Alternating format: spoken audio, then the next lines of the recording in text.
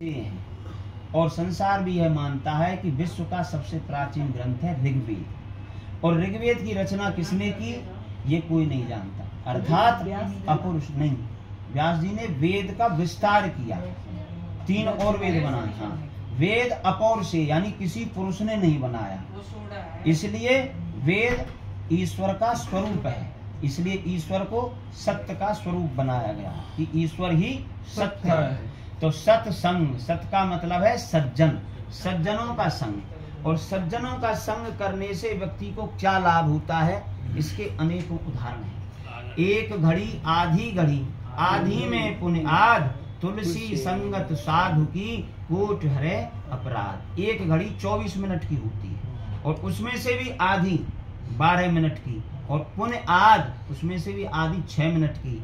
यदि साधु का संग कर लिया जाए तो करोड़ों जन्मों के पाप नष्ट हो जाते हैं, ऐसा तुलसीदास जी कहते हैं। लेकिन इसको हम उदाहरण से कैसे समझें कि ये वास्तविकता में ऐसा कहीं कोई प्राचीन कोई ऐसा उदाहरण है जो समझ में आए कि सत्संग से या साधुओं के संग से या सज्जन के संग से किसी का कल्याण हुआ है मात्र 6 मिनट में।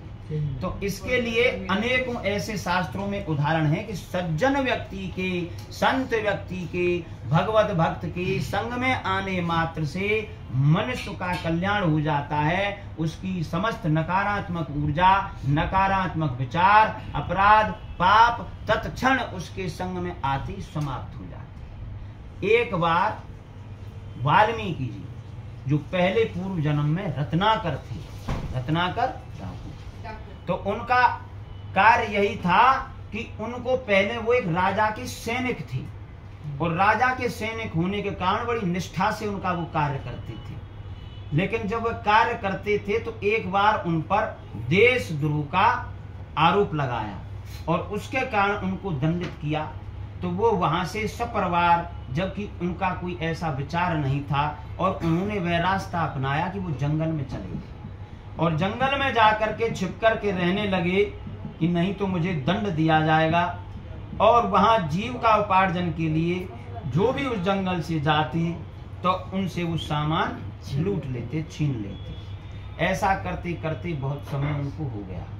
उनके माता पिता थी, पत्नी थी, बच्चा था, भरण पोषण की व्यवस्था वो करते थे, लेकिन उन्होंने मार्ग गलत चुन लिया। अपनी रक्षा तो की और जीविका के लिए मार्ग गलत चुना। लेकिन जिसका प्रारब्ध में संत का